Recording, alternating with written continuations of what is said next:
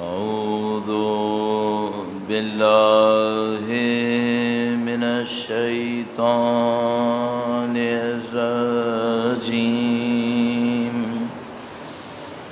بسم الله الرحمن الرحيم. الحمد لله رب العالمين، والصلاة والسلام على سيد الأنبياء والمرسلين، حبيب إله العالمين أبي القاسم محمد. صل على محمد آل محمد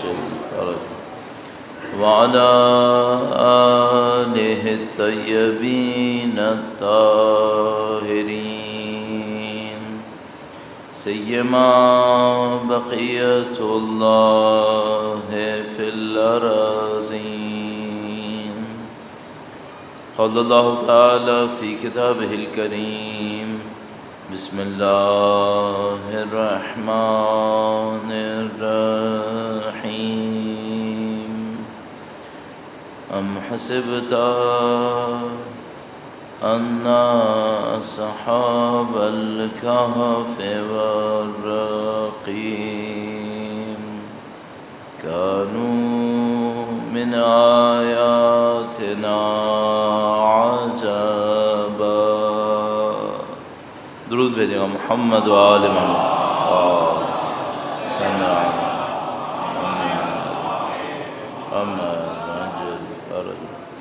خدا عظیم تعالیٰ کا انتہائی شکر ہے، انتہائی احسان.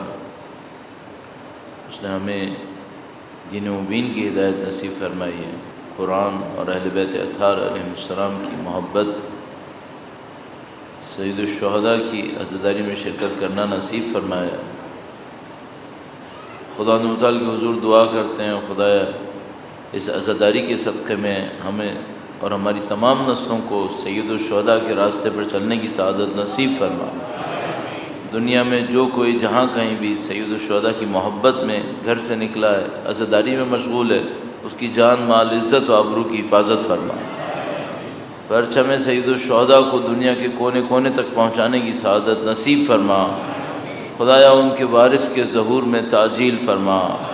ہمیں ہماری نسلوں کو ان کے جانثاروں، ان کی راہ میں شہید ہونے والوں میں قرار فرما.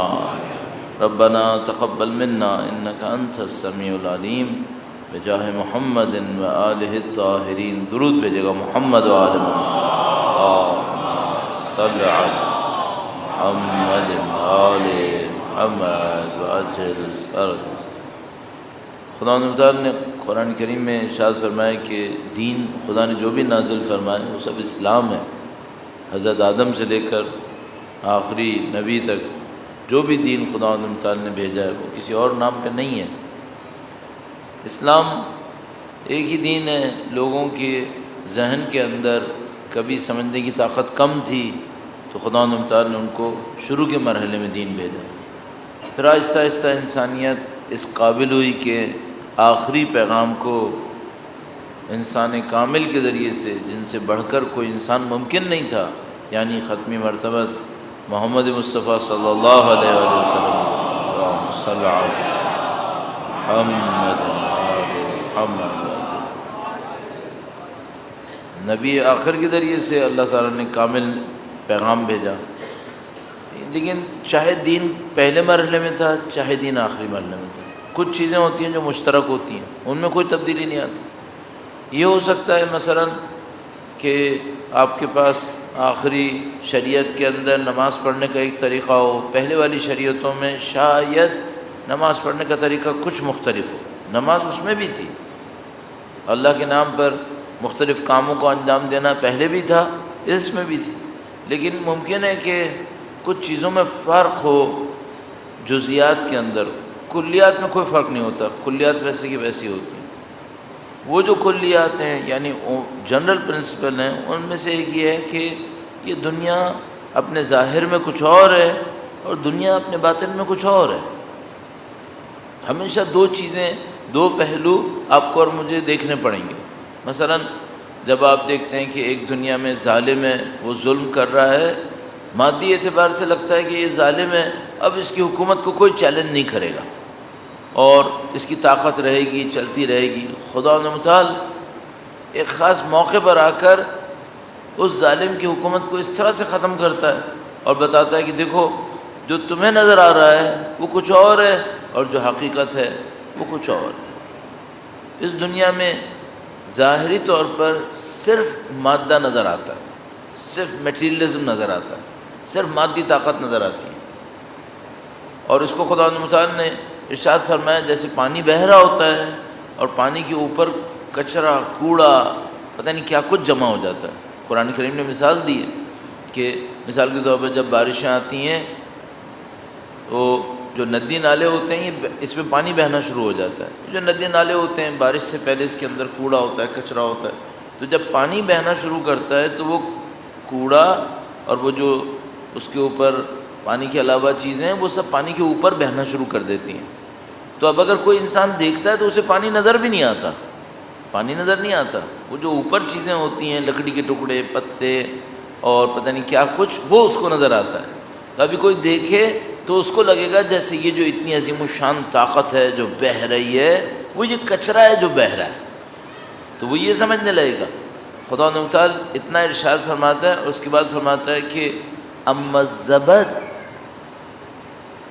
یہ جو جھاگ ہے، یہ جو پانی کے اوپر ہے، اب کبھی وہ جھاگ ببل ہوتا ہے، کبھی کچرا ہوتا ہے، کوئی بھی چیز ہوتی ہے، یہ جو جھاگ ہے فَيَذْهَبُ جُفَانٍ، یہ جو جھاگ ہے یہ خشک ہو کے ختم ہو جائے گا۔ وَأَمَّا مَا يَنْفَعُ النَّاسِ فَيَمْكُثُ فِي الْأَرْضِ، بس اتنا حصہ بتایا، مثال کا باقی حصہ قرآن کریم نے ذکر نہیں کیا، باقی میں لاجک دے دی۔ فَأَمَّا الزَّبَدُ، وہ جو جھاگ ہے وہ خشک ہو کے ختم ہو جائے گا، پھر نہیں بتایا پانی باقی رہے گا، پھر دوسرا جملہ یہ بتایا اور جو چیز لوگوں کو فائدہ پہنچائے گی وہ زمین پہ باقی رہے گی۔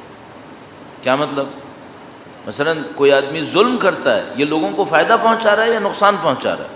یہ نقصان پہنچا رہا ہے۔ یہ ہو گیا جھاگ، یہ ختم ہو جائے گا، یہ مٹ جائے گا۔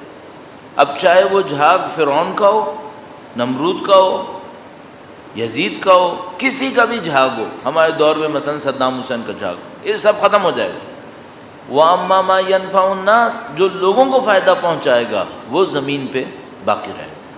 تو نمرود ختم ہو جائے گا، فرعون ختم ہو جائے گا، حضرت ابراہیم علیہ السلام باقی رہیں گے، حضرت موسیٰ علیہ السلام باقی رہیں گے، یزید ختم ہو جائے گا، سید الشہداء کا نام باقی رہے گا، صدام ختم ہو جائے گا، امام حسین کا نام باقی رہے گا۔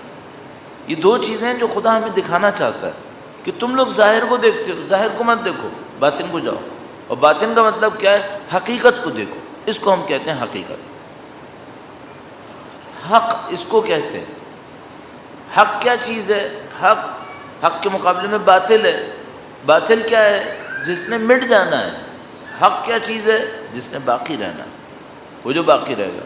اب یہ جو حق و باطل ہے یہ صرف کربلا اور مثلا سید الشہداء کے مقابلے میں یزید باطل، یہ صرف یہ نہیں ہے، ہماری اور آپ کی زندگی میں بھی مسلسل حق اور باطل رہتا ہے، مسلسل حق و باطل ہے۔ میں آپ کی خدمت میں مثال عرض کرتا ہوں، درود بھیجے گا محمد و آل محمد، صلی علی محمد عاجل فرجہ۔ فرض فرمائیے، چونکہ بات رزق کے اوپر تھی اور کل دعا کے کچھ کلمات عرض کی اور آج اس میں سے کچھ اور عرض کروں گا، ایک اور دعا میں سے۔ مثلا ایک آدمی بہت کما رہا ہے، صحیح ہے، بہت کما رہا ہے، غلط ہے یہ صحیح ہے، کوئی گفتگو نہیں، کمانا ہے کماؤ، ملینز کماؤ، بلینز کماؤ، جتنا کمانا ہے کماؤ۔ سوال یہ نہیں کہ کتنا کما رہا ہے، سوال یہ کہ کہاں سے کما رہا ہے۔ اس سے بڑا ایک اور سوال ہے، خرچ کہاں کر رہا ہے۔ یہ مسئلہ نہیں ہے کہ مثلا انبیاء نہیں کماتے تھے، نہیں، انبیاء کماتے تھے، امیر المومنین نہیں کماتے تھے، وہ بھی کماتے تھے۔ مسئلہ یہ نہیں کہ کماتے تھے، کم کماتے تھے، زیادہ کماتے تھے، مسئلہ یہ ہے کہ وہ کہاں سے کماتے تھے اور کہاں پہ خرچ کرتے تھے۔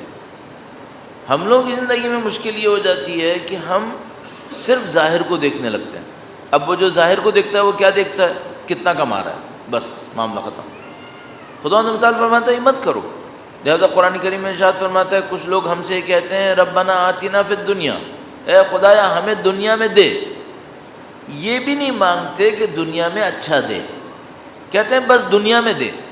پتہ نہیں کتنے لوگ ہیں دنیا میں جو اس فکر کے اوپر ہیں، زبان سے تو وہ کچھ اور کہہ رہے ہوتے ہیں، اس کے مقابلے میں جو ہے میں عرض کرتا ہوں تو پھر واضح ہے۔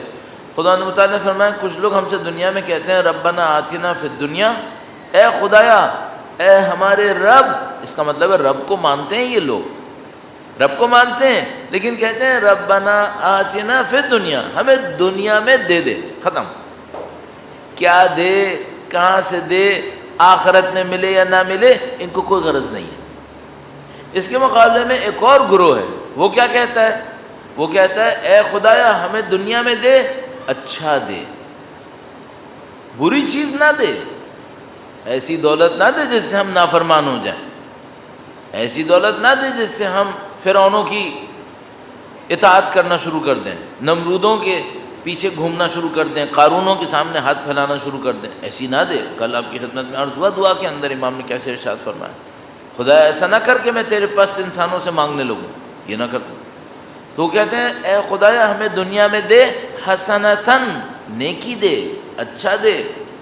صرف دنیا میں دے نہیں، وفی الآخرت حسنتن، آخرت میں بھی نیکی دے۔ اس کا مطلب کیا ہے؟ اگر دنیا کی کوئی ایسی چیز ہو جو اگر ملے تو آخرت میں نہیں ملے گا، پھر یہ نہ دے، پھر یہ نہ دے۔ کیوں؟ ان کو دنیا میں بھی چاہیے، آخرت میں بھی چاہیے۔ ربنا آتنا فی الدنیا حسنتن، دنیا میں نیکی دے، وفی الآخرت حسنتن، آخرت میں بھی نیکی دے۔ اب اگر کوئی چیز ایسی ہے دنیا میں دیں گے تو آخرت میں نہیں دیں گے، جیسے خدا متعال نے فرمایا کہ جب لوگ ہم سے دنیا میں مانگتے ہیں تو ہم ان کو دنیا میں دیتے ہیں، پھر آخرت میں ان کے لیے کچھ نہیں بچتا۔ پھر اگر کوئی ہم سے ایسے مانگے، اچھا اب کیا یہ ممکن ہے کہ کوئی آدمی جملہ وہ والا بولے اور نیت یہ کرے؟ ہاں یہ ممکن ہے۔ کیا مطلب؟ زبان سے یہ کہتا ہے، دعائے قنوت میں پڑھتا ہے ربنا آتنا فی الدنیا حسنہ وفی الآخرۃ حسنہ، سوچے سمجھے بغیر، اور اندر کیا سوچ رہا ہوتا ہے؟ زبان سے تو وہ والا پڑھتا ہے کہ دنیا میں بھی دے، آخرت میں بھی دے، اچھا دے، یہاں بھی اچھا دے، وہاں بھی، زبان سے یہ کہتا ہے، اندر کیا سوچ رہا ہوتا ہے اس کو پتہ ہی نہیں ہوتا کیا کہہ رہا ہے۔ اندر سے یہ سوچ رہا ہوتا ہے بس دنیا مل جائے معاملہ ختم۔ لہذا اگر دنیا نہ ملے تو بعض اوقات اعتراض بھی کرتا ہے، خدا تیرے لیے نماز بھی پڑھتا ہوں پھر بھی دنیا نہیں دیتا، کیوں نہیں دیتا؟ مجھے سب کو دیتا ہے، مجھے کیوں نہیں دیتا؟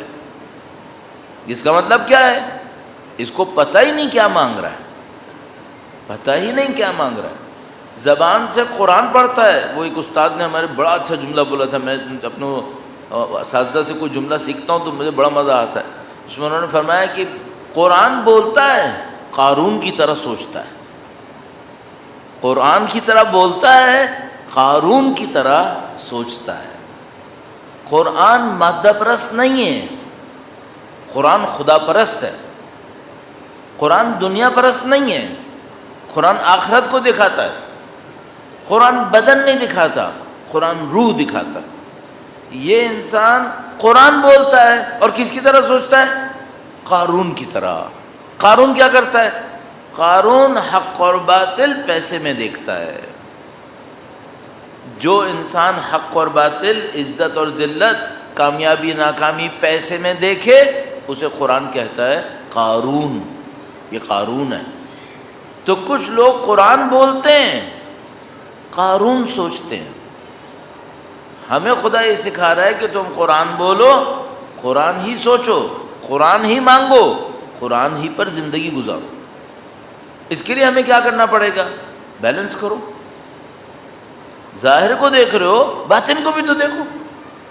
اور یہ جتنی آپ کے پاس قرآن کریم کی آیات کریمہ سکھانے کے لیے ہیں، وہ سب زیادہ تر اسی مفہوم کو سکھا رہی ہیں کہ بھئی تم لوگ ظاہر کو دیکھتے ہو، باطن کو کیوں نہیں دیکھتے؟ دنیا کو دیکھتے ہو، آخرت کو کیوں نہیں دیکھتے؟ بدن کو دیکھتے ہو، نفس کو کیوں نہیں دیکھتے؟ کائنات دیکھتے ہو، کائنات کا خالق نہیں دیکھتے، کیوں ایسا ہے؟ اور پھر کبھی کبھی قرآن کریم فرماتا ہے اینا تذہبون، کہاں جا رہے ہو تم لوگ؟ کہاں جا رہے ہو؟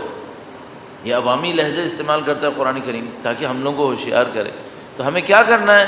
دو چیزیں دیکھو، ایک کو مت دیکھو.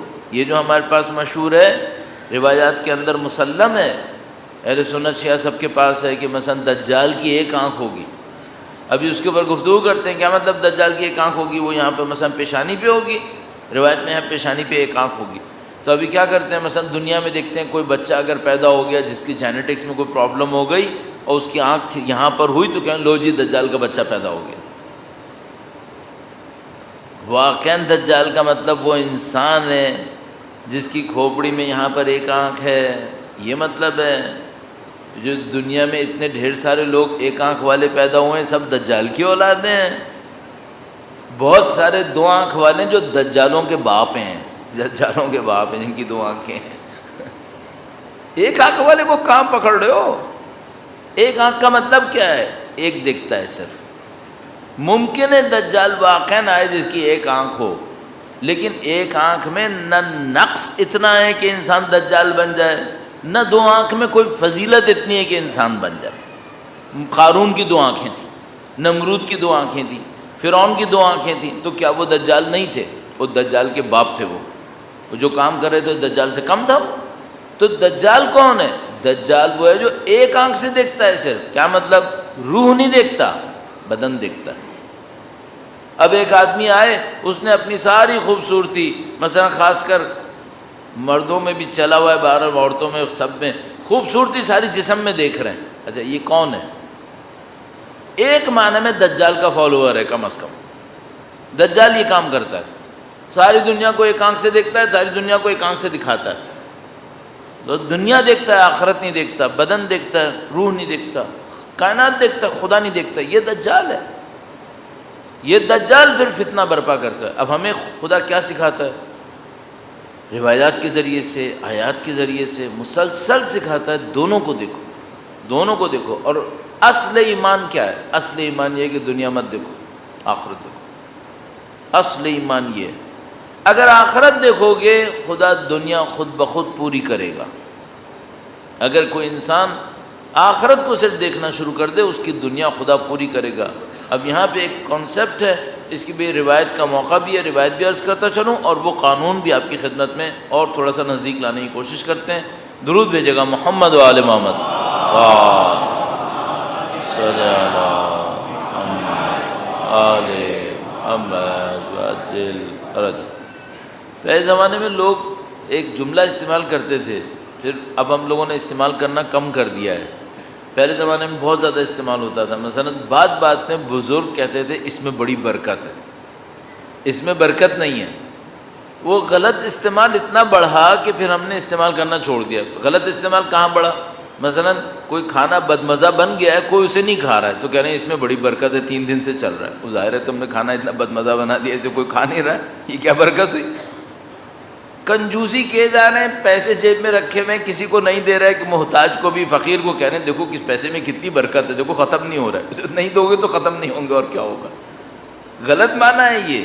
صحیح معنی کیا تھا؟ صحیح معنی یہ تھا جو اللہ اکبر یاد آ گیا، جو بیوی کے ہار کی برکت تھی. بی بی کے پاس ایک ہار تھا، بی بی سیدہ سلام اللہ علیہا کے پاس. درود بھیجے گا محمد و آل اللہم صلی علی محمد آل محمد وعجل. اپنی والدہ کی نشانی تھی. قصہ مختصر، کوئی مانگنے والا آیا نہیں، کسی کے پاس کچھ تھا. سید اللہ کے نبی نے بی بی کے دروازے پہ بھیج دیا. بی بی نے دیکھا کچھ نہیں دینے کے لیے تو اپنے والدہ کا ہار نکال کر بیچنے کو بھیج دیا کہ اس کو بیچ دو. اللہ کے رسول نے دیکھا تو ان کی آنکھوں میں آنسو آ گئے. کہا سیدہ نے اپنی ماں کی نشانی بھی بیچ دی. تو جس نے خریدا اس نے کہا کہ اے اللہ کے رسول اجازت دیں گے میں خریدوں؟ انہوں نے کہا ہاں خرید. اس نے خرید لیا. خریدنے کے بعد اسے عطر لگایا، خوشبودار کیا اور واپس بی بی کے پاس بھجوا دیا. پھر اس پیسے سے ایک آدمی کی ضرورت پوری ہو گئی، پھر اس سے ایک غلام بھی آزاد ہو گیا، پھر ایک یہ پتہ نہیں کیا کچھ ہونے کے بعد ہار بی بی کے پاس آ گیا.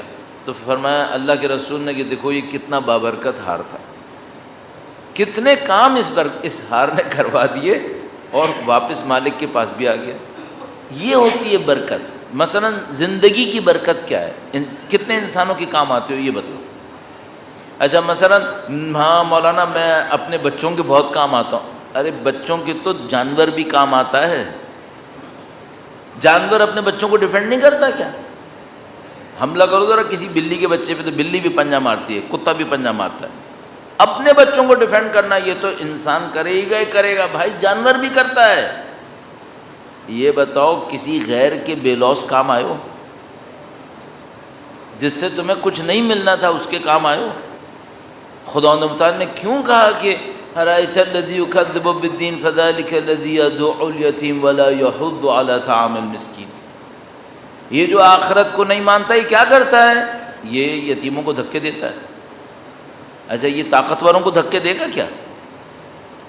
طاقتور ایسا ڈنڈا مارے گا اس کے سر کے اوپر، اس کو کہاں دھکے دے گا؟ یتیم کو دھکے دے گا. کیوں؟ بیچارہ کچھ کر نہیں سکے گا، مسکین کے ساتھ یہ حرکتیں کرے گا. خدا متعال فرماتا ہے تم کمزوروں کے ساتھ اگر اچھے ہو گئے نا، اس کا مطلب ہے تم انسان ہو. آپ اور میں اپنی زندگی میں دیکھیں، جس سے ہمیں کچھ نہیں ملنا اس کے ساتھ ہم کیسے ہیں. اپنے بچوں کے ساتھ تو ہونا چاہیے اچھا. البتہ بعض ایسے جلاد اور ہٹلر ہیں، اپنے بچوں کے ساتھ بھی ہٹلر ہیں، وہ گھر کے اندر عجیب مصیبت کیے ہوئے ہوتے ہیں. لیکن بہرحال اصل مسئلہ وہاں پر ہے جہاں سے ہمیں کچھ نہیں ملنا ہے. خدا تعالیٰ وہاں پہ دکھانا چاہتا ہے. تو برکت کیا تھی؟ برکت یہ تھی کہ بھائی آپ کی اور میری زندگی کسی کے کام آئے، ہمارا اور آپ کا پیسہ کسی کے کام آئے. اس کو ہم نے غلط استعمال کیا، اس وجہ سے اب برکت کا مسئلہ ختم ہو گیا. لیکن اس برکت کے پیچھے پوری ایک کہانی ہے. وہ کیا ہے؟ وہ یہ ہے کہ دنیا میں جو اسباب ہوتے ہیں وہ دو قسم کے ہوتے ہیں. کچھ اسباب مادی ہوتے ہیں، کچھ اسباب ریزنز کازز غیر مادی ہوتے ہیں. بعض اوقات انسان مادی دنیا سے کیا کچھ کر لیتا ہے کہ کوئی کام کرے نہیں ہو پاتا، غیر مادی دنیا کر دیتی ہے، معنوی اسباب کر دیتے ہیں. تو مثال کے طور پر کیسے؟ بالکل واضح مثالیں، جیسے مثلا حضرت موسیٰ علیہ السلام اپنی قوم کو لے کے چلے، فرعون پیچھے آ رہا ہے، سامنے پانی ہے، راستہ نہیں نظر آتا، لاٹھی ماری. اچھا کہیں دریا کا پانی لاٹھی مارنے سے ہٹتا ہے؟ نہیں ہٹتا. تو یہ جو لاٹھی ماری یہ کوئی لاٹھی ہوگی کوئی مثلا 2 کلومیٹر لمبی، یوں کر کے ماری، پانی یوں ہٹ گیا؟ نہیں بھائی، یہ سادہ سی لاٹھی تھی جس سے وہ اپنی بکریاں چراتے تھے. احوشو بہا علی غنمی، حضرت موسیٰ علیہ السلام نے اللہ سے خطاب میں فرمایا اتوکل علیہ، اس کے اوپر میں تکیہ دیتا ہوں، اس سے میں بکریاں چراتا ہوں. سادہ سی لاٹھی تھی. تو پانی کیسے ہٹ گیا؟ پانی معنوی اسباب کی وجہ سے ہٹا ہے، مادی اسباب سے تھوڑی ہٹا ہے. لاٹھی مارنے سے تھوڑی پانی ہٹتا ہے. حضرت موسیٰ علیہ السلام کا وہ نفس قدسی جو خدا متعال نے ان کے اوپر اپنی وحی کی تھی، اس کا اثر تھا. تو اسباب دو قسم کے ہوتے ہیں، معنوی اسباب ہوتے ہیں، مادی اسباب ہوتے ہیں. جہاں مادی اسباب نہیں کام آتے وہاں معنوی اسباب چلتے ہیں. کون سا کس کو شکست دے دیتا ہے؟ معنوی اسباب مادی اسباب کو شکست دے دیتے ہیں. یہ ہو جاتا ہے. دعا کیا ہے؟ دعا معنوی سبب ہے، یہ معنوی سبب ہے. اور کچھ ہے معنوی سبب؟ بالکل ہے. کاش ہمیں اتنی عقل نظر آ جائے، اتنی عقل آ جائے کہ ہمیں نظر آئے کہ معنوی سبب کون کون سے ہوتے ہیں. دعا ایک معنوی سبب ہے. ایک اور معنوی سبب پورا سمجھ لو، وہ جو ٹرین کا انجن ہے نا اس کو کہتے ہیں لوکوموٹیو. ایک پورا لوکوموٹیو معنوی اسباب کا یہاں رکھا ہوا ہے. ایک دعا ہے سب سے امپورٹنٹ یہاں پر ہے. وہ کیا ہے؟ چند جملوں میں عرض کروں گا، درود بھیجے گا محمد و آل محمد. اللہم صلی علی محمد و آل محمد. اللہ یا رسول اللہ یا علی سلام اللہ. اللہم صلی علی محمد آل محمد عجل فرج. انہوں نے امام ہفتم کا تذکرہ فرمایا. امام ہفتم کی ذات پر ایک بار پھر بلند درود بھیجیں، محمد و آل محمد. اللہم صلی علی محمد آل محمد عجل فرج. یہ جو ہمارے پاس حوزہ علمیہ ہیں جہاں پر دینی تعلیم دی جاتی ہے، جہاں مجتہد بنتے ہیں لوگ، علم حاصل کرتے ہیں، تقویٰ پرہیزگاری ہوتی ہے، یہ اہل بیت اطہار کے معنوی اسباب کا اثر ہے۔ قوم کے اوپر مولا ساتویں امام کے خاندان کا اثر ہے، واقعاً اثر ہے۔ اور جو وہاں پہ معنویت ہے وہ بلا شک و شبہ ان عظیم الشان بی معصومہ قم سلام اللہ علیہ کے وجود مقدس کا اثر ہے۔ اللہم صلی علی محمد محمد وعجل برکتیں ہی برکتیں۔ نجف اشرف اسی طریقے سے، مشہد المقدس اسی طریقے سے، اہل بیت اطہار علیہ السلام کی برکتیں بے پناہ برکتیں۔ لہذا بی بی کی ذات کو کریمہ اہل بیت تعبیر کیا جاتا ہے۔ تمام خاندان عصمت پر اور ان کے راستے پر چلنے کی سعادت حاصل کرنے کے لیے، ان کے تقویٰ، ان کی نورانیت کے حصول کے لیے درود بھیجیں محمد و آل محمد صلی علی محمد محمد پر۔ معنوی اسباب کیسے ہوتے ہیں؟ میں نے عرض کیا جیسے دعا معنوی سبب ہوتی ہے۔ بہت دفعہ شاید عرض کر چکا ہوں آپ کی خدمت میں کس طریقے سے مولا چوتھے امام نے اپنے اصحاب کو دعائیں سکھائیں اور وہ دعا اثر کرتی۔ وہ جو دعا تھی وہ دعا ابو حمزہ صومالی کے جو راوی ہیں ہمارے ابو حمزہ صومالی، ان سے منقول ہے وہ دعا، چوتھے امام سے منقول ہے، صحیفہ سجادیہ میں بھی ہے۔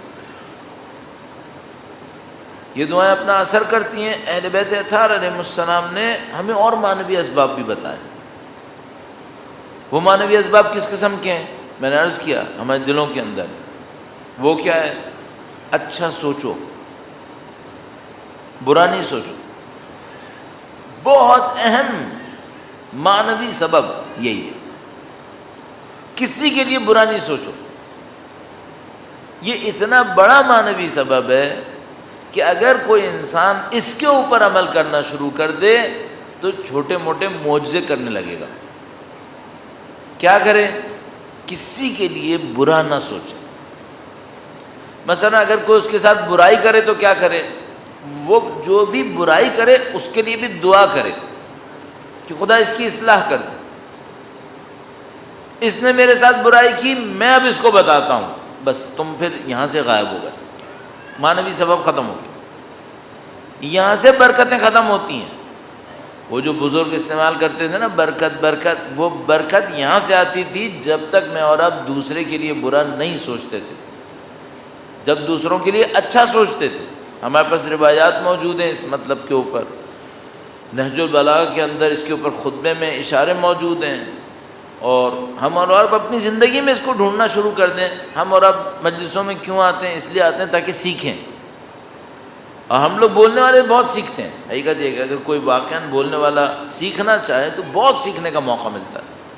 اس کی وجہ یہ ہے کہ بہت ساری چیزیں خدا اپنی اس طرح سے بلوا دیتا ہے، چونکہ یہاں پہ کسی نے سننا ہوتا ہے، تو اس کے چکر میں جو بولنے والا ہوتا ہے وہ بھی سیکھ لیتا ہے کہ وہ کسی نے سننا تھا، خدا نے اس کی خاطر بلوا دیا، تو چلو آپ کو بھی سیکھنے کا موقع مل گیا۔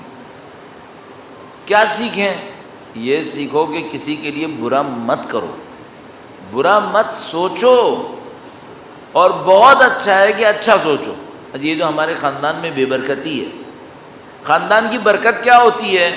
8 بچے نہیں بھائی، بچے زیادہ ہونا تھوڑی برکت ہے، وہ ہو جائے اچھا ہے، وہ ہو جائے، لیکن اس کا کوئی مسئلہ نہیں ہے۔ اصلی برکت کیا ہے؟ سکون ہے یا نہیں ہے؟ پیار محبت ہے یا نہیں ہے؟ لڑے بھڑے زندگی گزارنا یہ برکت ہے؟ یہ کہاں کی برکت ہے؟ اللہ کے نبی نے تو اس کو برکت نہیں کہا۔ برکت کسے کہتے ہیں؟ برکت اسے کہتے ہیں لتسکن الیہا، خاندان سکون دے۔ ابھی خاندانوں میں اتنی مصیبت ہو گئی، اتنی چپ خالص، پہلے کہتے تھے صلہ رحم کرو گے عمر بڑھے گی، اپنے رشتہ داروں کا خیال کرو عمر بڑھے گی۔ ابھی لوگ کہتے ہیں مولانا جتنا صلہ رحم کرتے ہیں اور عمر کم ہو رہی ہے۔ کیوں؟ اتنی چک چک چک چک چک چک، انسان کہتا ہے خاندان سے دور ہی رہو بھائی۔ یہ کیوں ہوتا ہے؟ برکتیں ختم کی ہیں ہم نے۔ کس طرح ختم کی ہیں؟ کہیں دعوت میں جاتے ہیں، یہ سوچتے ہیں میرا اسٹیٹس ثابت ہو، میں یہ ہوں، میں وہ ہوں، اس نے میرے ساتھ یہ کیوں کیا، اس کو یہ کر لینا چاہیے تھا۔ بھائی سکون سے بیٹھو، زندگی گزارو۔ اس کے لیے اچھا کرو، اس کے لیے اچھا کرو، خدا تمہارے لیے اچھائیاں لائے گا، اس سے برکت آتی ہے۔ ابھی ہم سے کوئی کہہ بھائی مولانا آج ہم آئے اتنی دور سے، آپ بتاؤ کوئی ایک کام جو اہل بیت کے نام پہ کریں، مولا ساتویں امام کے نام پہ کریں، ابھی اس سے بہتر کیا ہو سکتا ہے؟ اپنے دل میں کسی کی برائی مت لاؤ۔ کوئی تمہارے ساتھ برا بھی کرے، اللہ سے کہو، اس کے لیے دعا کرو اللہ سے کہ خدا اس کی اصلاح کرے، اور سب سے زیادہ تو میری اپنی اصلاح کرے۔ ہمارے ساتھ ایک مشکل یہ ہو گئی ہے کہ ہمیں دوسروں کی خرابیاں اور اپنی اچھائیاں بہت بڑی بڑی نظر آتی ہیں، تو اپنی اچھائیاں بڑی بڑی نظر آتی ہیں اور دوسروں کی خرابیاں بڑی بڑی نظر آتی ہیں، الٹا ہونا چاہیے تھا۔ فرمایا مومن اپنے نفس کے اوپر مشکوک رہتا ہے۔ کیا مطلب؟ اپنے نفس سے ڈرتا رہتا ہے، اس نے غلطی تو نہیں کی، یہ خدا کے لیے کیا تھا کسی اور کے لیے کیا تھا۔ مومن اپنے نفس کے بارے میں مظنون رہتا ہے کہ اپنے نفس کو اجازت نہ دے کہ وہ اس کے ساتھ کھیلنا شروع کر دے، گرفت کرتا ہے سخت، اس کا جسم سختی میں رہتا ہے، دوسروں کو آسانی پہنچاتا ہے۔ ابھی ہم لوگوں کے ساتھ الٹا ہو گیا ہے مشکل، اس وجہ سے برکتیں ختم ہو رہی ہیں۔ یہ خاندانوں کے اندر، یہ جو ہمارے پاس فیملیز کے اندر ایشو ہیں، اس کو حل کرنے کا آسان ترین راستہ یہی ہے۔ اچھا کیا ہم انسان فرشتے بن جائیں گے؟ نہیں، فرشتے نہیں بنیں گے، ہمیشہ ناقص رہیں گے۔ بھئی میں اگر 2 اچھے کام کروں گا، ایک آدھ غلط بھی تو کروں گا، کوئی ایسا نہیں ہوگا ہم سب فرشتے بن گئے، سب جناب علی کوئی غلطی نہیں کر رہے، سب غلطیاں کریں گے، انسان ہے بالآخر۔ حل کیا ہے؟ برا مت سوچو، حل یہ ہے اگر ہم اس طرح کریں گے زندگی آسان ہو جائے گی، خدا برکتیں نصیب کرے گا۔ کتنی برکتیں دے گا؟ مجھے بہت دفعہ عرض کرتا ہوں اس بات کو کہ بھائی میں مثلا اپنی اگلی نسل کے لیے سوچوں، مثلا فرض کریں میرے بچے ہیں، میں اپنے بچوں کے لیے سوچوں کہ ان کو زندگی میں مشکل پیش نہ آئے، کوئی ان کے ساتھ پروٹیکشن ہو، تو ہم لوگ کیا کرتے ہیں؟ ہم لوگ انشورنسز کرواتے ہیں، جو دنیا والے کرتے ہیں، مطلب کوئی انشورنس کرا دو، کوئی پلاٹ لے لو، کوئی بزنس میں شیئر کروا لو، اس طرح کرتے ہیں۔ کسی کی گارنٹی ہے کہ یہ اولاد کے کام آئے گا؟ نہیں۔ بزنس لیا، اس میں فراڈ ہو گیا، جس کے ساتھ مل کے کیا تھا وہ لے کے بھاگ گیا، مثلا پراپرٹی لی، پراپرٹی نہیں معلوم، اس کی قیمت خراب ہو گئی، کسی نے قبضہ کر لیا، 10 چیزیں ہوتی ہیں۔ پیسہ جمع کر کے رکھا تھا، لٹ گیا، میں بیمار ہو گیا، اسی میں ختم ہو گیا، چلو یہ سب ہوتا ہے۔ خدا تعالیٰ فارمولہ دے رہا ہے، کہہ رہے تم یہ مت کرو، کرنا چاہو کر لو، اس سے بڑھ کر فارمولہ ہے۔ وہ کیا؟ عمل صالح انجام دو، صالح بنو۔ اگر صالح بنو گے تو کیا ہوگا؟ خدا تعالیٰ فرماتا ہے میں اپنے نبی کو بھیجوں گا تمہارے بچوں کی حفاظت کرنے کے لیے۔ اب ایک دفعہ کیا ہوتا ہے، ہم کہتے ہیں بھئی ہمارے بچوں کی حفاظت کرے گا، کون کرے گا؟ فاسق کرے گا یا مومن کرے گا؟ تو کہتے ہیں بدقسمتی سے میرا جو بزنس پارٹنر ہے بڑا بدبخت انسان، لیکن ابھی تو میں اس کے ساتھ پارٹنر ہوں، تو تمہارے بچوں کا خیال کون کرے گا؟ یہ جو بدبخت، یہ کرے گا۔ یہ ہو رہا ہے۔ خدا تعالیٰ فرماتا ہے نہیں، تم صالح بنو، میں بدبختوں کے ذریعے نہیں، اپنے نبی سے تمہارے بچوں کی حفاظت کرواؤں گا، اپنے اولیاء کو بھیجوں گا تمہارے بچوں کے پیسے کی حفاظت کے لیے۔ جان تو چھوڑ ہی دو، پیسے کی حفاظت کے لیے بھی اولیاء کو بھیج دے گا۔ وہ جو حضرت موسیٰ علیہ السلام اور حضرت خضر علیہ السلام کا واقعہ ہے، یہ خدا کا نظام ہے۔ یہ 2 سبب ہوتے ہیں ہمیشہ۔ میں شروع سے آج اتنا وقت لگ گیا اس بات کو عرض کرتے ہوئے کہ 2 سبب ہیں، ان کے اوپر غور کریں۔ آپ اپنی زندگی میں اولاد کے لیے چھوڑو، میں اپنی اولاد کے لیے دیکھ رہا ہوں، مثلا آپ کوئی جوان ہو یہاں پہ مثلا جس کا ابھی کیریئر شروع میں، اپنی زندگی کے لیے بھی دیکھ رہے ہو، 2 سبب دیکھو، مادی سبب، معنوی سبب۔ اور معنوی سبب کو امپورٹنس دیتے چلے جاؤ۔ معنوی سبب کیا ہے؟ برا مت سوچو، اچھا سوچو، زندگی بہتر ہو جائے گی، زندگی خوش گزرے گی، اچھی گزرے گی۔ قناعت لے کر آؤ اپنے اندر۔ لالچ معنوی سبب ہے بدبختی کا، برا سوچنا معنوی سبب ہے بدبختی کا۔ لالچ مت کرو، برا مت سوچو، معاملہ ختم۔ خدا تعالیٰ زندگی آسان کر دے گا۔ اب اس کو دعاؤں میں کہاں دیکھیں، مسلسل دعاؤں کے اندر آتا ہے، آپ کی خدمت میں عرض بھی کیا تھا، کچھ جملات اور عرض کروں گا، درود بھیجے گا محمد و آل محمد صلی علی محمد آل محمد عجل فرج۔ ایک بار پھر اللہم صلی محمد آل محمد۔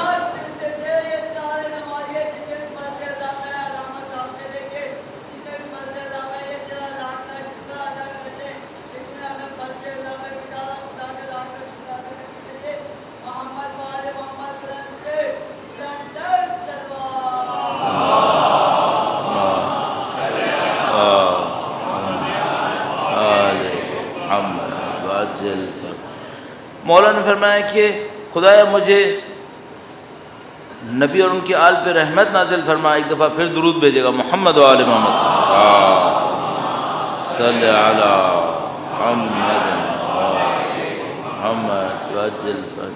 کل جو جملات امام نے ارشاد فرمائے، کہا کہ اے خدایا فخر و تنگ دستی سے میری منزلت کو نظروں سے نہ گرا کہ تجھ سے رزق پانے والوں سے رزق مانگنے لگوں، تیرے پس بندوں کی نگاہ لطف کو اپنی طرف موڑنے کی تمنا کروں، جو مجھے دے اس کی مدح کروں، جو نہ دے اس کی برائی کروں۔ یہ سب نہ کر خدا، تو ہی عطا کرنے والا اور روک لینے کا حق رکھتا ہے، باقی تو کوئی کچھ نہیں کر سکتا، سب کچھ خدا کے ہاتھ میں ہے۔ اسی دعا کے اندر آگے چل کے ارشاد فرمایا، اے خدایا مجھے بے نیازی کا تاج پہنا دے، بے نیازی کا تاج پہنا دے۔ انسان پہ بے نیازی کا تاج کب ملتا ہے؟ تاج کسے کہتے ہیں؟ تاج وہ ہوتا ہے جو سر پہ رکھتے ہیں نا۔ بے نیازی کسی انسان کا تاج بن جائے، کیا مطلب؟ اس کی ذات میں سب سے اہم خاصیت بے نیازی ہے۔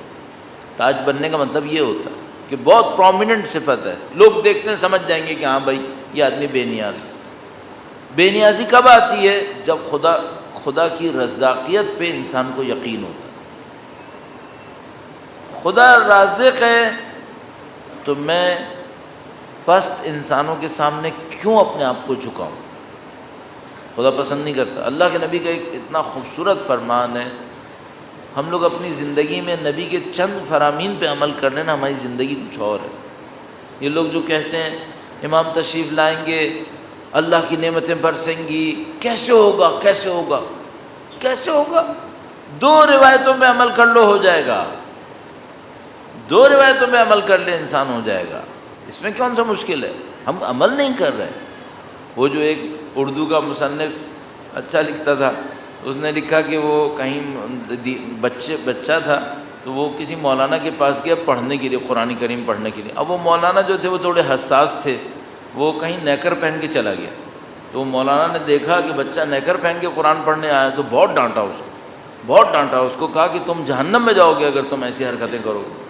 اور بچے بیچارے کو سمجھ میں نہیں آیا کہ میں کیا غلطی کر دی جو اتنا مجھے ڈانٹ دیا، تو اپنی ماں کے پاس آیا اور اس نے کہا کہ مولانا کہہ رہے تھے کہ میں جہنم میں جاؤں گا۔ تو اس کی ماں نے اس کو سمجھایا، کہنے گے بیٹا یہ بات صحیح نہیں ہے، جہنم میں جانے کے لیے بہت محنت کرنی پڑتی ہے، تو اتنا سست ہے، تو پانی پینے کے لیے نہیں اٹھتا، تو کہاں جہنم میں جائے گا؟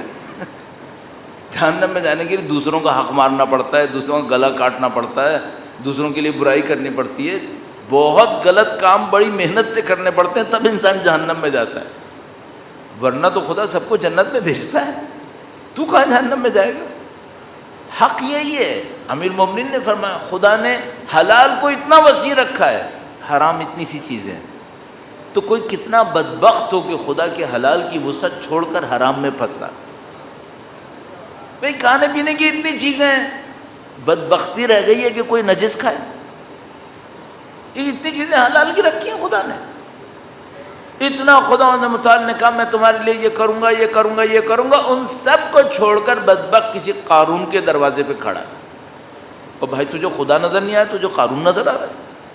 وہ جو خدا کی وسعت ہے، خدا کی غنا ہے، خدا کی قدرت ہے، وہ سب تجھے نظر کیوں نہیں آتی؟ آخر اتنا اندھا کیوں ہے انسان؟ اہل بیت اطہار علیہ السلام ہمیں یہ سکھانا چاہتے ہیں کہ بھئی تم خدا کو دیکھو، خدا کی وسعت کو دیکھو، خدا کی قدرت کو دیکھو، تم کہاں چھوٹی چھوٹی چیزوں کے پیچھے ادھر ادھر جا رہے ہو؟ خدایا مجھے بے نیازی کا تاج پہنا دے۔ آگے چل کے ارشاد فرمایا میری دعا کو رد نہ کر، خدایا میری دعا کو رد نہ کر۔ قانون دیکھیں، قانون اس طرح دیتے ہیں اہل بیت اطہار، فرمایا میری دعا کو رد نہ کر کیونکہ میں کسی کو تیرے مد مقابل قرار نہیں دیتا۔ یا اللہ، ہمیں قانون مل گیا۔ دعا کیوں رد ہوتی ہے؟ ایک طرف سے خدا کو پکارتے ہیں، ایک طرف سے اپنے جیسے کسی بندے کے سامنے ہاتھ پھیلاتے ہیں، اس لیے رد ہوتی ہے۔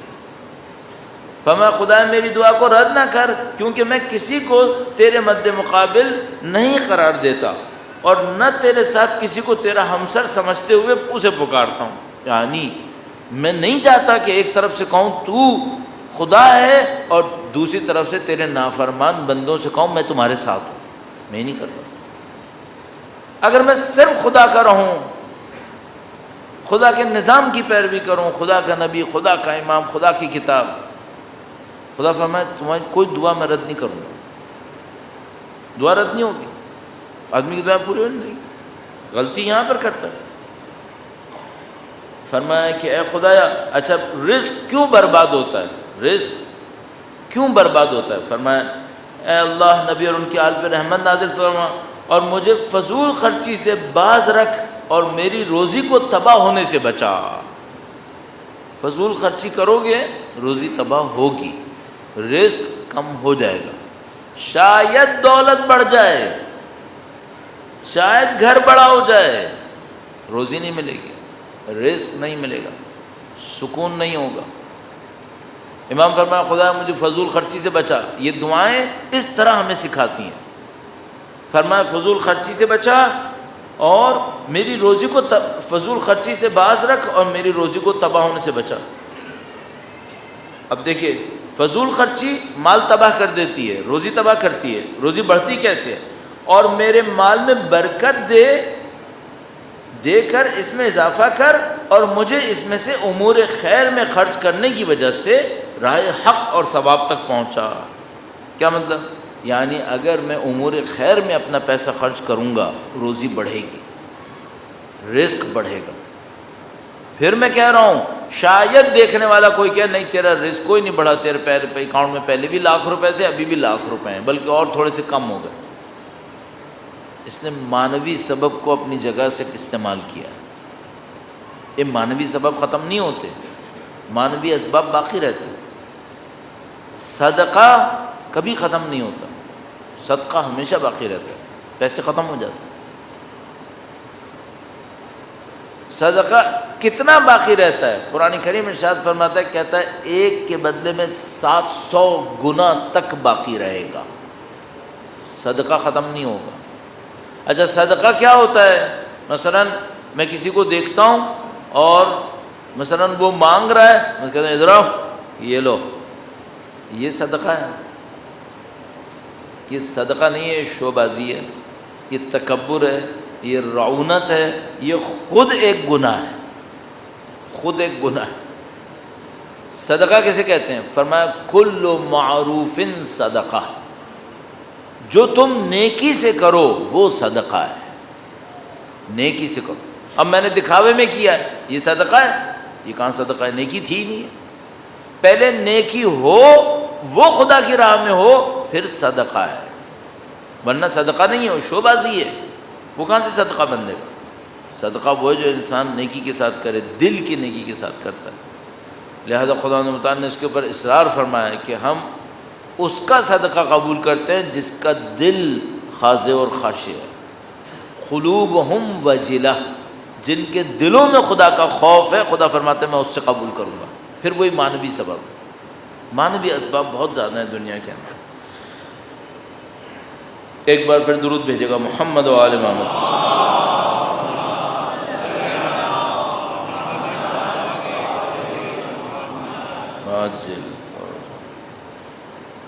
بس اس کو میرے خیال میں یہاں پہ رکھ کے ایک دعا اور آپ کی خدمت میں عرض کروں گا، ایک بار پھر درود بھیجے گا محمد و آل محمد۔ صلی محمد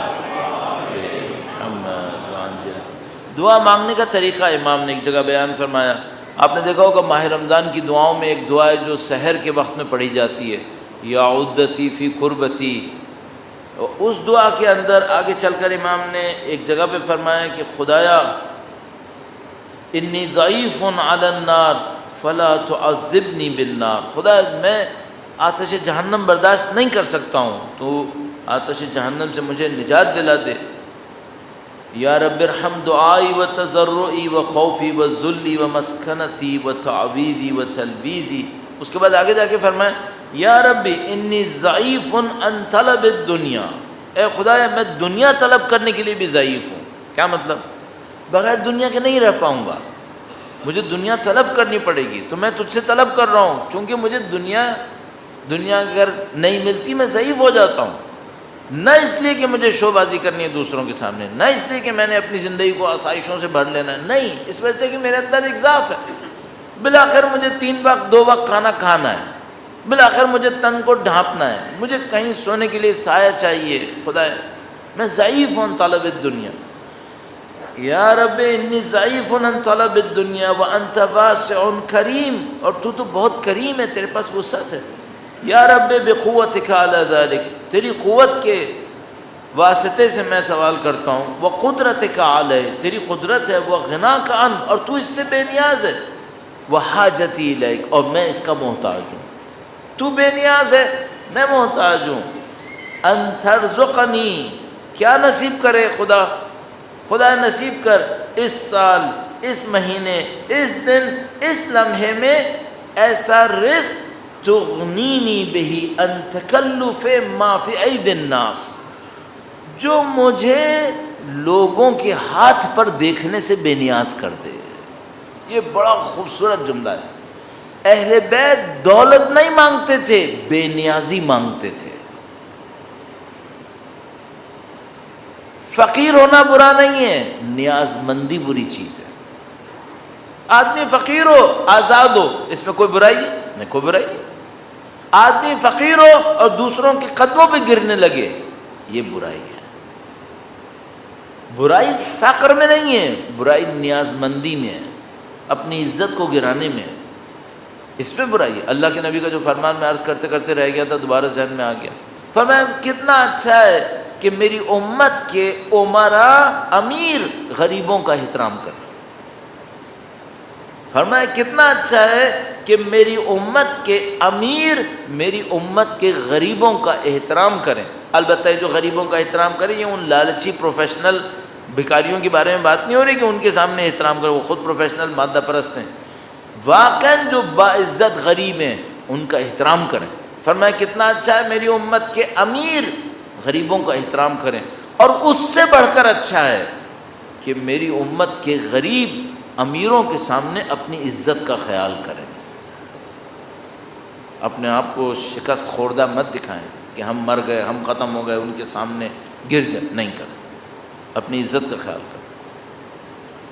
تو اگر ایسا ہوگا زندگی پرسکون ہوگی، زندگی میں سکون ہوگا۔ امام نے فرمایا خدایا میں ضعیف عن طلب الدنیا وانت واسع کریم، ان سب کے ساتھ تو مجھے کیا کر، مجھے رزق میں نصیب فرما۔ کیا نصیب فرما؟ رزقا، ایسا رزق تغنینی بہی ان تکلف ما فی اید الناس، جو مجھے لوگوں کے ہاتھوں کے تکلف سے بے نیاز کر دے۔ من رزق کل حلال الطیب، جو تیرا پاک و پاکیزہ حلال رزق ہے۔ اے رب منک اطلب، میں تجھی سے طلب کرتا ہوں، تیری طرف میری توجہ ہے، تجھی سے میری امید ہے، اور تو اس کا اہل بھی ہے۔ انسانوں سے امید لگاؤں، انسان اس کے اہل ہیں کیا؟ نہیں ہے۔ جہاں کہیں کسی کو پتہ چل جائے نا کہ میری کوئی ضرورت اس کے ہاتھ میں ہے، فرعون بن جائے گا۔ وہ کیا بنے گا؟ میں بھی بن جاؤں گا ایسے، مجھے پتہ چل جائے بس۔ ہم انسان ہیں ایسے۔ ایک اور دعا کے اندر فرمائے امام نے خدایا تو کس کے سہارے مجھے چھوڑے گا؟ غیروں پہ چھوڑے گا تو میری بے عزتی کرتے ہیں، اپنوں پہ چھوڑے گا تو احسان جماتے ہیں۔ کسی اور پہ کیوں چھوڑ رہا ہے؟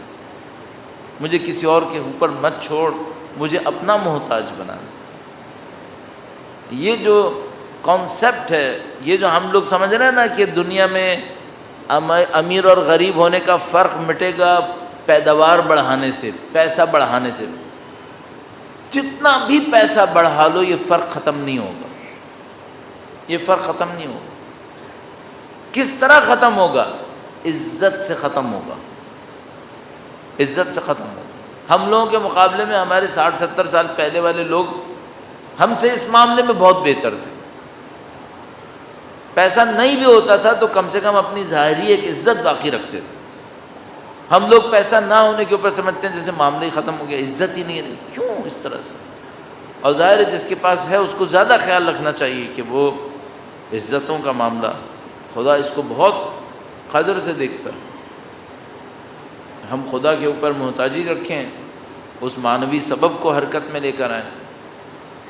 جن کے ہاتھ میں ہے پیسہ ان کی خدمت میں عرض کروں گا, اپنے مال کو بے برکت مت بناؤ فضول خرچی کر کے.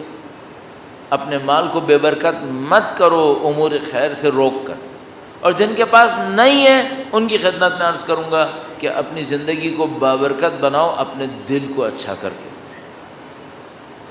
خدا دلوں کو دیکھتا ہے. اور ایک وقت آتا ہے انسان کی زندگی میں کوئی چیز قیمت نہیں رکھتی, صرف ایک چیز قیمت رکھتی ہے, کیا؟ ایک احساس کہ میں نے صحیح کیا زندگی میں. ایک مرنے سے پہلے کا کچھ ٹائم آتا ہے, کوئی گاڑی احساس سکون نہیں دیتی, کوئی گھر سکون کا احساس نہیں دیتا, اولاد کی کثرت, رشتہ دار, خاندان, شہرت, طاقت, کوئی چیز انسان کو احساس نہیں دیتی. کیا احساس دیتا؟ یہ احساس دیتا میں نے زندگی صحیح گزاری, میں نے غلط نہیں کیا. اس وقت انسان کو سکون ملتا ہے. اور کیوں اہل بیت اتنے مطمئن تھے؟ اتنے مصائب عام انسان پہ پڑے تو ختم ہو جائے, اور وہ خدا کی خاطر برداشت کرتے رہے. اور یہ جو کچھ میں اور آپ مصائب میں سنتے ہیں, مجھے نہیں معلوم مثلا ہم سب کو یہ مصائب کتنے سمجھ میں آتے ہوں گے. ممکن ہے کسی بچے کو یا جو اس ماحول میں نہیں ہو, اس عزت کے تصور میں نہ ہو, اسے شاید سمجھ میں نہ آئے. لیکن بہرحال یہ جو مصائب اہل بیت اطہار علیہ السلام پر ہیں, کچھ تو مصائب ظاہری طور پر بھی ایسے ہیں جو ہم سب کو سمجھ میں آتے ہیں. مثلا ایک خاندان عطرت و طہارت جس نے سب کو دنیا کو دیا, اس سے لوگ اتنی دشمنی دکھائیں. اب ایک انسان سوچے کہ یہ وہی کوفہ نہیں تھا جہاں کے یتیموں کا امیر المومنین خیال رکھا کرتے تھے, یہی کوفہ تھا, اس کے یتیموں کو امیر المومنین دیکھا کرتے تھے. اور اسی کوفہ سے سید الشہداء کے یتیم بچے بھی گزر رہے تھے. میں کبھی کبھی سوچتا ہوں وہ جو جن کو سید الشہداء کے والد مولا امیر المومنین 40 ہجرہ میں جن یتیموں کا خیال رکھتے تھے, وہ کربلا کے زمانے میں جوان ہوں گے. تو جب سید الشہداء کے یتیم بچے پانی مانگتے مانگتے وہاں سے گزرے تھے, وہ جوان کہاں تھے؟ کیسے یہ وقت گزرا اہل بیت اطہار علیہ السلام پر؟ کچھ مصائب ہیں جو ہمیں خود اپنی آنکھوں سے سمجھ میں آ رہے ہیں, سب کو سمجھ میں آتے ہیں. یہ کہ سید الشہداء کی آل اولاد میدان کربلا کے اندر دشمن محاصرہ کیے ہوئے ہے, پانی تک نہیں جانے دیتے ہیں, اجساد کو پامال کرتے ہیں, جوانوں کو شہید کرتے ہیں, سب کو سمجھ میں آتے ہیں. اس میں کون سی مشکل ہے؟ لیکن شاید کسی کو سمجھ میں نہ آئے کہ سیدہ طاہرہ دربار میں گئی تھی. شاید کوئی بچہ ہو جس کو سمجھ میں نہ آئے. تو میں اس کو بتانے کے لیے عرض کروں گا کہ دیکھو, ایک شریف کے لیے کسی سے جا کر مانگنا بہت سخت کام ہوتا ہے. تم اس کو نہیں سمجھو. شاید وہ ہستی جس نے ہمیشہ دیا ہو, کبھی خدا کی خاطر ایک ایسے کے سامنے جا کر کھڑی ہو. اب شاید یہ بتانا بھی کسی بچے کو مشکل پڑ جائے کہ سب لوگ بیٹھے ہوئے تھے اور سیدہ طاہرہ کھڑی ہوئی تھی. یہ بتانا واقعا مشکل پڑ جائے شاید کہ بھئی یہ وہ ہیں جن کے احترام میں اللہ کے نبی کھڑے ہو جایا کرتے تھے, اور اب اسی مسجد نبوی میں یہ وقت آیا ہے کہ سیدہ کھڑی ہیں اور سب لوگ بیٹھے ہوئے ہیں. یہ کیوں ہوا؟ کتنا شدید تھا یہ معاملہ ان لوگوں نے کیا رویہ دکھایا بی بی سیدہ سلام اللہ علیہا سے کہ ہمارے پاس یہ روایت موجود ہے اور درک کرنے کے لیے روایت بہت ہے کہ فرمایا کہ جب وہ مسجد کی طرف گئیں تو گویا جوان تھیں، جب واپس آئیں تو ضعیفہ تھیں۔ کون سا سختی کا مرحلہ تھا جس سے وہ گزری۔ آئیزو اگر یہ کسی کو سمجھ میں نہیں آیا ہو، اب تو سمجھ میں آئے گا کہ جب سید الشہداء کی مقدس بہنیں ہاتھوں میں رسی بندھے یزید کے دربار میں کھڑی ہیں اور یزید کی کنیزوں کے سروں پہ بھی پردہ ہے،